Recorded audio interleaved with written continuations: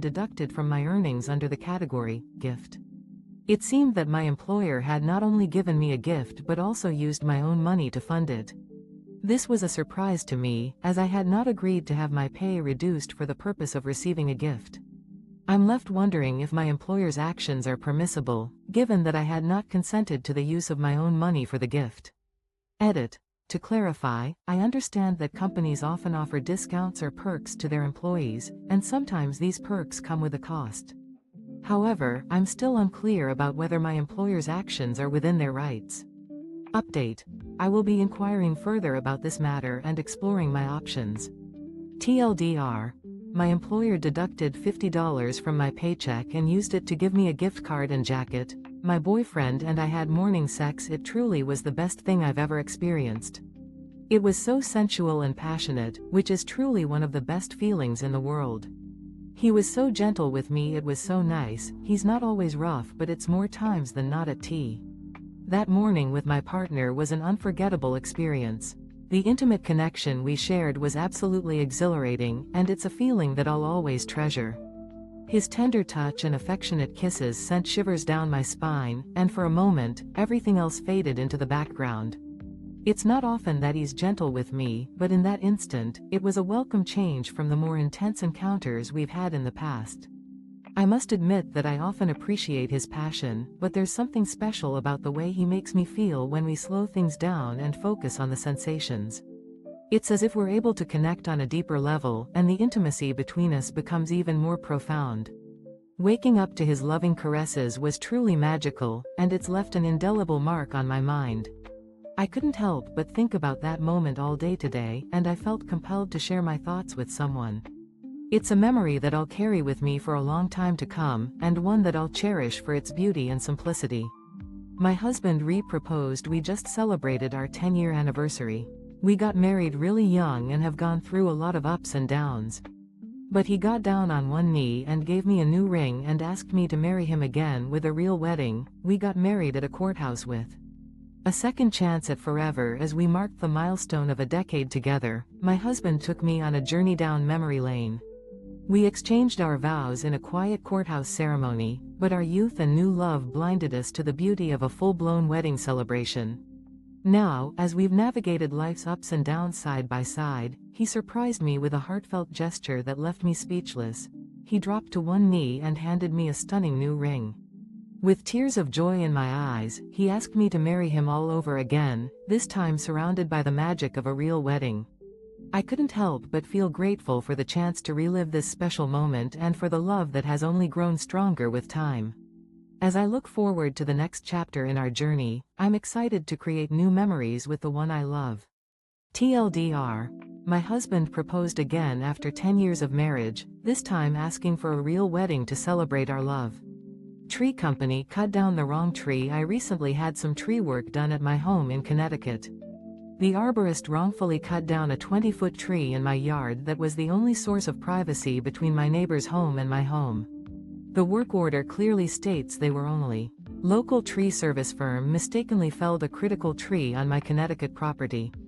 In a recent tree maintenance project at my Connecticut residence, a professional arborist made an error in judgment and incorrectly removed a 20-foot tall tree that was the sole provider of seclusion between my property and that of my neighbor's home. The original work order explicitly stated the intention to trim the tree, not remove it. The company responsible for the mistake is now requesting full compensation for the completed job. However, as a gesture of goodwill, they are offering to plant an arborvitae in its place. This proposal does not satisfy my needs, and I require further guidance on possible courses of action to rectify the situation. TLDR. A local tree service firm mistakenly felled a tree on my Connecticut property, and now they are demanding full payment for the job with a plant replacement proposal that I find unacceptable. I'm allergic to my mill marked no advice cuz not sure what you could say. I went to the docs today as I've had a rash develop over the last 2 days. Turns out it's psoriasis, which I already have on my head, but it's branched out. I asked if it's common for it so spread, and he yes. A family allergy of a different kind. I'm at a loss for words, so I'll just share my situation. I paid a visit to my doctor today after experiencing a rash over the past 2 days. It's actually a flare-up of psoriasis that I've dealt with before, but this time it's spread to a new area. During our conversation, I asked if it's unusual for psoriasis to spread this quickly, and my doctor replied that stress is often a trigger for such a rapid expansion. I mentioned that my mother-in-law, Mill, had arrived for a visit 3 days prior, and he dryly observed, "That will do it, then." I couldn't help but laugh at the bluntness of his comment. TLDR, the doctor thinks my MIL's visit triggered my psoriasis flare-up. $159,000 medical bill. Was told it'd cost $150. I took myself to rehab a few months back because I needed help with recovery. I selected the place I went to because I was told it was in network and only $150 to go. I don't even think it was malicious, I think the person was just. A $159,000 medical bill surfaces a hefty surprise. Recently, I took a step towards recovery and attended a rehabilitation center. I chose this specific facility based on the information that it was part of my insurance network and would only charge $150. Unfortunately, it appears the information provided to me was inaccurate.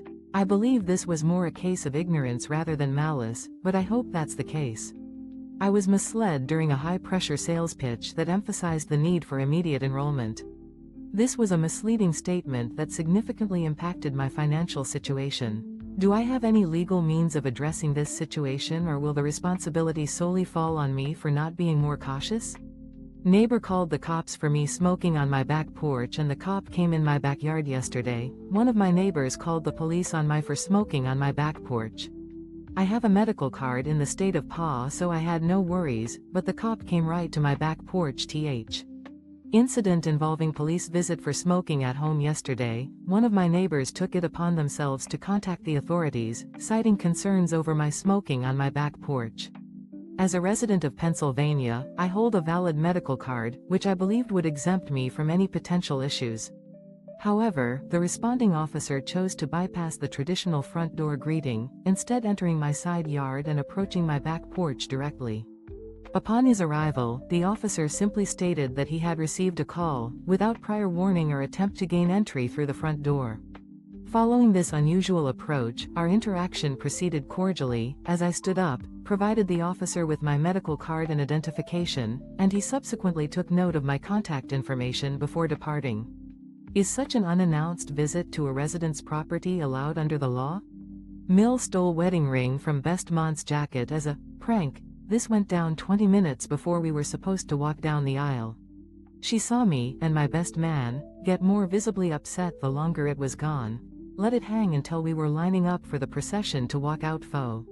My fiancé, Mill, committed a rather brazen act of mischief, swiping the wedding ring from my best man's jacket 20 minutes before the ceremony. This stunt was supposedly a harmless prank, but it had a profound impact on me. As the minutes ticked by and the ring's disappearance became increasingly apparent, my distress grew. Mill let the situation linger, even as my emotions escalated, until we were lining up to begin the procession. It wasn't until I was on the verge of tears that she finally disclosed the ring's whereabouts. Mill seems perplexed by our reaction, failing to grasp the significance of the lost ring and the emotional turmoil it caused. Her penchant for being the center of attention often leads her to make decisions that prioritize her own desires over the feelings of others. Was I justified in being outraged over this incident, or have I become too invested in this particular issue? I'm gay. For all these years I've tried to deny it by saying things like, "Oh, you don't really like men, it's just a weird phase," or "Everyone's a little gay." But since seeing some videos of people coming out and realizing I have crush on one of my friends, coming to terms with my true identity for what feels like an eternity, I've been attempting to suppress the realization of my feelings by downplaying them as fleeting or superficial. I've made excuses like, "It's just a weird phase," or "Everyone's a little bit attracted to the same sex," hoping to convince myself and others that my emotions were nothing more than a minor aberration. However, after witnessing the courageous confessions of others and developing a genuine crush on one of my closest friends, the facade I had built around myself began to crumble. I finally accepted the truth: I am gay. If this post seems out of place in this community, I apologize. However, I felt compelled to share this with complete strangers, hoping to find solace in their understanding and support. Edit. I'm overwhelmed by the outpouring of support and kindness from this community. Thank you for embracing me and helping me feel seen and heard. Your words mean the world to me.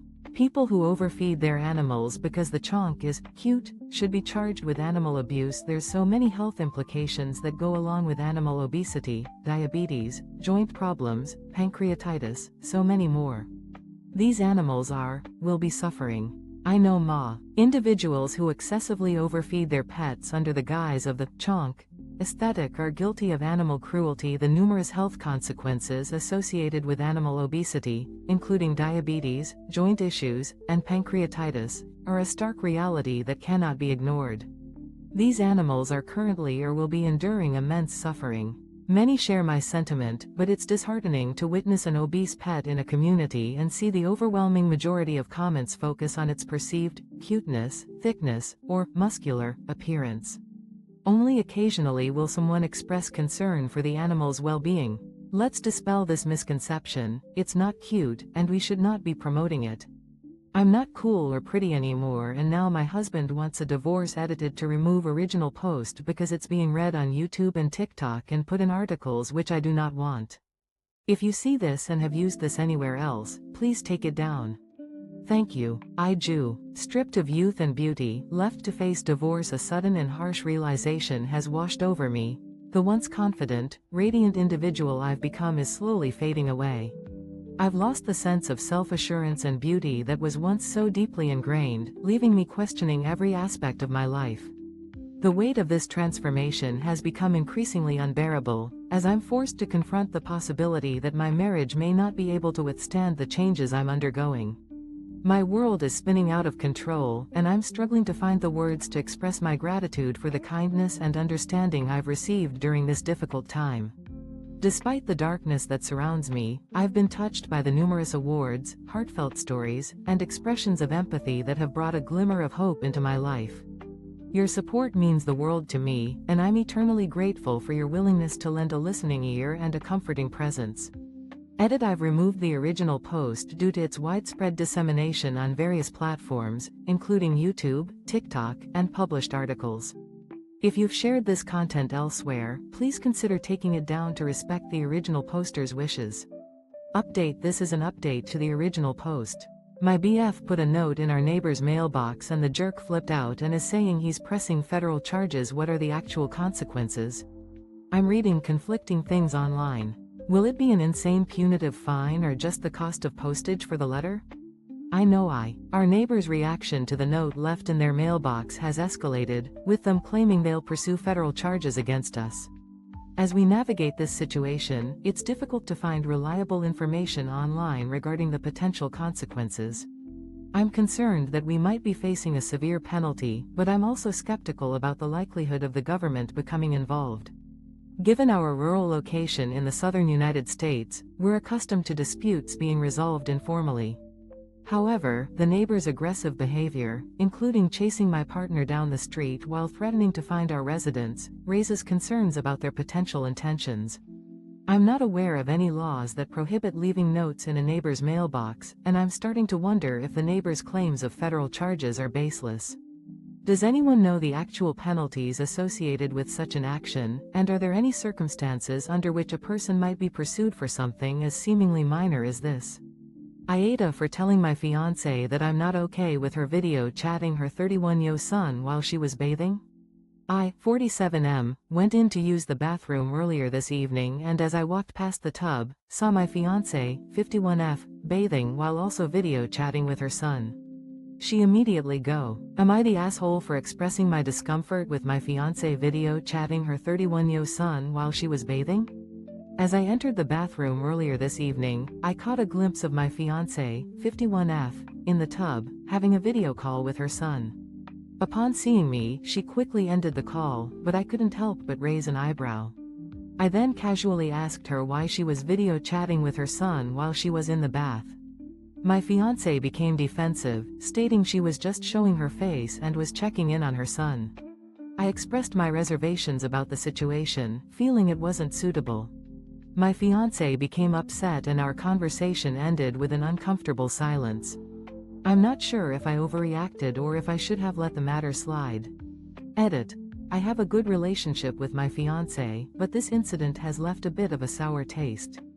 I'd appreciate any perspective on this matter. Update. TLDR. I saw my 51-yo fiancé video chatting with her 31-yo son while she was bathing, and expressed my discomfort with the situation. I'm a recovering addict at the age of 18, basically the titled. I'm an alcoholic but nobody knows, and I have an Adderall addiction. I smoked weed daily also and fucked around with basically any drug I could get. Nobody knows I'm in recovery and it's really hard. Drug and, at 18, I'm navigating the challenging journey of recovery from a long-standing addiction. My struggles involve both an unspoken battle with alcohol and a more overt dependence on prescription medication like Adderall. Daily marijuana use and a willingness to try various substances have become deeply ingrained in my lifestyle, one that's been shaped by my upbringing and surroundings. The